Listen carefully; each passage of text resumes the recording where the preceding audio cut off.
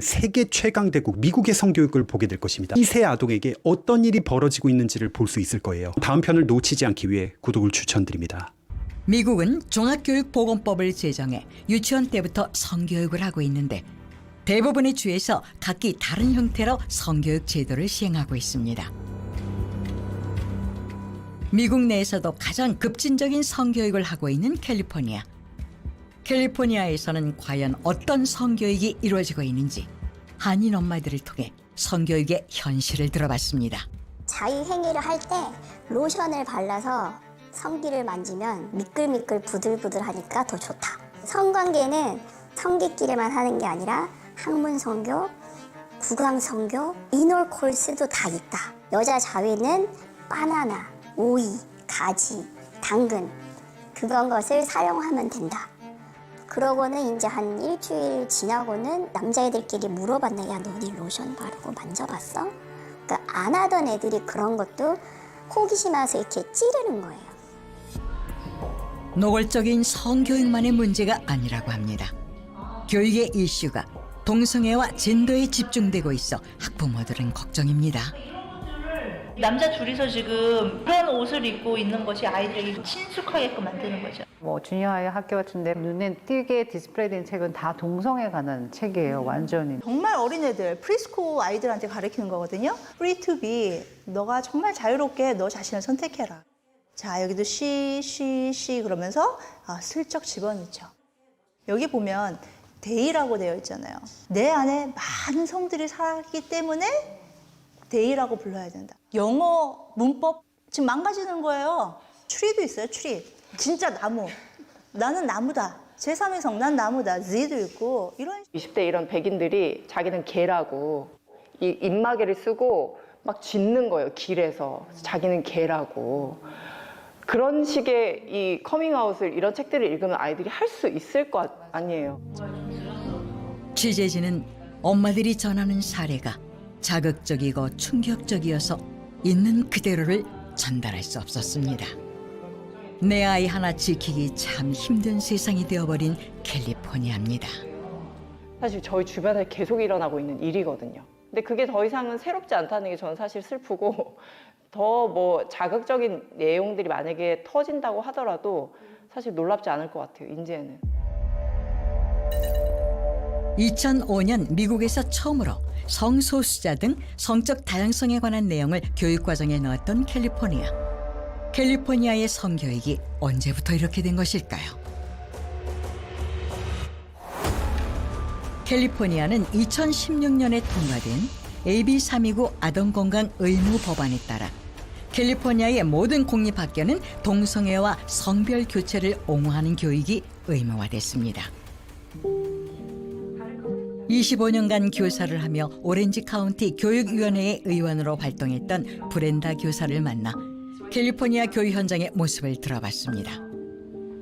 And that law is what changed a lot of our previous sex education, where before sex ed was more about biology and, you know, how a baby is made and those kind of things, reproduction, where now they have included things such as anal sex. They have included many types of sexualities, including pansexual, bisexual, many sexualities that I had never heard of before. They call it expansive and evolving. And they also include many genders and say that gender is based on what you feel you are. It's more of a psychological identity versus biological. 또한 AB329 법안의 근거에 만들어진 성보건교육체계 지침서는 미국 최초로 트랜스젠더에 대한 주제를 유치원까지 가르치도록 하고 있으며 유치원생이나 더 어린 아이들도 트랜스젠더일 수 있고 젠더는 출생 시에 보여되는 성과 다를 수 있다고 가르칩니다. 또한 성별에 대한 이분법적 개념에 도전하는 환경을 조성해야 한다는 지침과 관계에 대해 논의할 때 동성관계 예를 반드시 포함해야 하는 내용이 있습니다. 하지만 이러한 동성애와 정체성 젠더에 관한 수업은 부모가 거부할 수 없도록 돼 있습니다.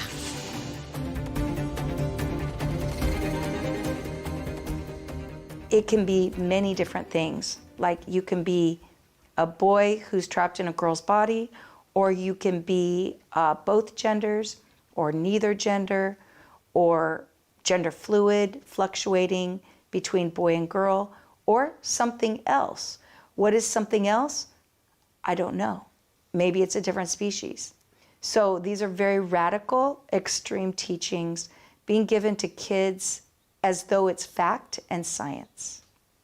The biggest problem for the framework is that in their phrase about defining LGBTQ+, it says that genders and sexualities are ever expansive and ever evolving. I contacted the California Department of Ed several times, and I asked them to please include one sentence exempting pedophilia or minor attracted persons from any future evolving sexuality, and they refused to do it. That is my biggest concern. 미국 내에서도 이러한 급진적인 성교육으로 갈등을 빚고 있습니다. 캘리포니아 주청사 앞에서 부모 권리를 찾기 위한 시위가 한창입니다. 내 자녀에 대한 부모의 권리 찾기를 위해 앞장서는 에린 변호사는 성 정체성으로 혼란을 겪었던 딸을 둔 엄마입니다. 에린 변호사는 딸에게 혼란의 원인을 제공한 것은 학교라고 주장합니다. 그녀가 왜 이런 주장을 하게 된 것일까요? Through first and foremost her school. The sex education curriculum, she had an hour all about gender. These children were 11 years old, very impressionable, and they were taught that the doctors could have been wrong, that they could have been born in the wrong body, and that you can actually change sex. The power of that suggestion, of that one class, caused my daughter and her 4 other friends to all take on a different identity. 100% of them came home to my house after that class and said they were lesbian, bisexual, non-binary, polyamorous, or pansexual. And so that was the power of a 1-hour class at school, is all these girls said that they were something else because it was cool and unique and different. A game almost. So my daughter took on a transgender identity when she was going into 9th grade, so she was just 13. 포괄적 성교육과 젠더 교육의 문제점을 지적해온 정신과 전문의는 이런 현상을 어떻게 분석할까요? Now, a tremendous amount of confusion is being introduced in this area, as I'm sure you're aware, to the point that young people think that they can deny their biological reality without paying a price. The best doctor, the best surgeon cannot take a male and create a female. And young people are being led to believe that that's the case.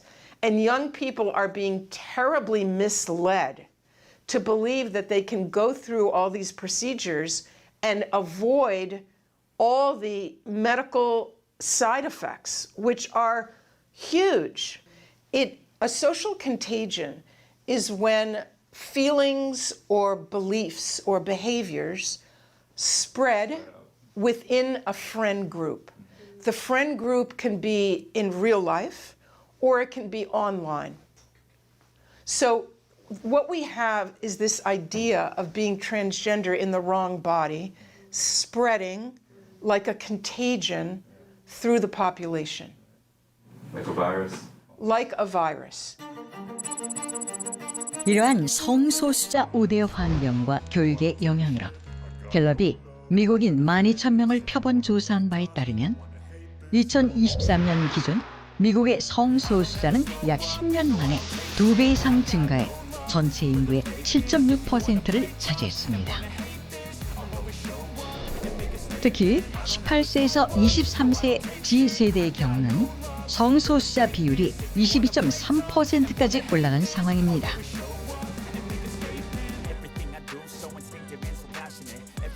또한 미국 아이비 리그에 속하는 명문 대학들의 성소수자의 수가 크게 증가하고 있으며 브라운 대학교의 경우 학생 10명 중 4명이 성소수자라는 조사 결과가 나오기도 했습니다.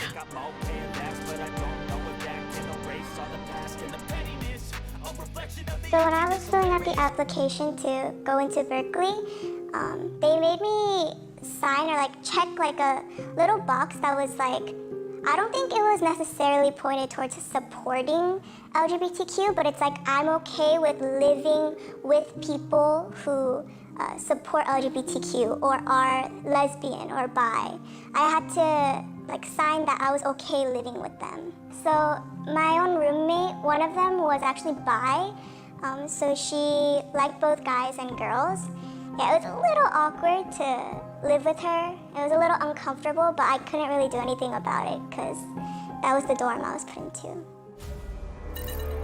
설상가상으로 미국에는 자녀들의 정체성을 위협하고 시대를 바꿔놓는 많은 법안들이 수없이 쏟아지고 있는 상황입니다.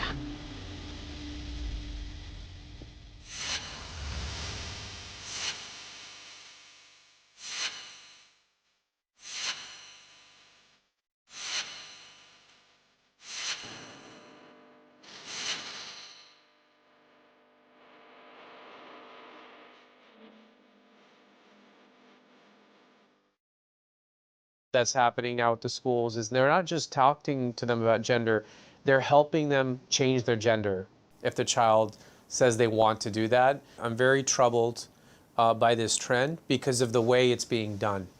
We're not having conversations in public about whether this is a good idea or not. We have people inside the government that are just doing it, and they're putting out these directives to the schools, telling them they have to do these things. And there's no debate, there's no vote, and the public and the parents don't even know what's happening. So part of my mission has been to expose this agenda and what's happening at the school so that parents can take control of their children's lives again. 학교에서 이런 교육이 어떻게 가능한 것인지 미국 공교육 정상화를 위해 싸우고 있는 전직 교사 레베카에게 그 이유를 들어봤습니다. The unions helped write laws in multiple states to force this sexualized content onto the children and to force the teachers to teach it. So what's happening in real time is great teachers are saying, no way, I won't teach that. That's child abuse. No, my students can't hear this horrible information. And so then the schools say, no problem, we'll bring in the experts.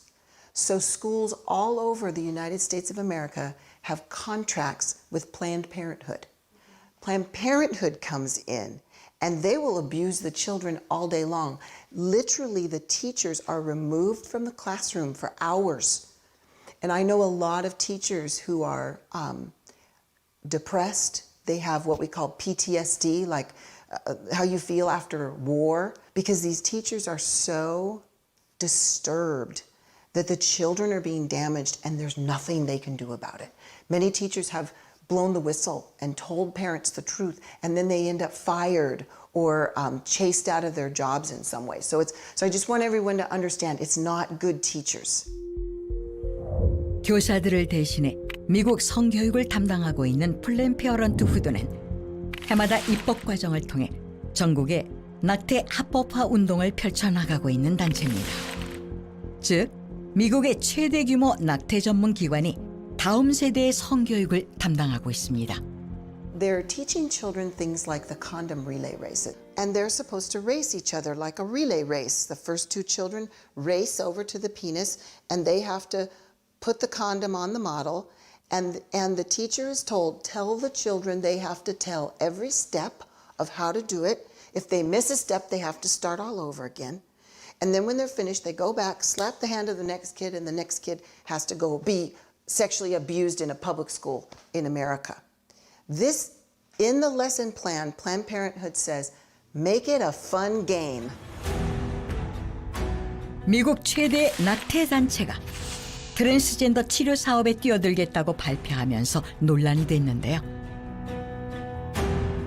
이는 미국의 낙태율이 감소하자 플랜 페어런트 후드는 트랜스젠더 호르몬 요법에 뛰어들어 사업 모델을 다각화하기 시작했습니다. In the United States, we had one pediatric gender clinic in 2007, just one.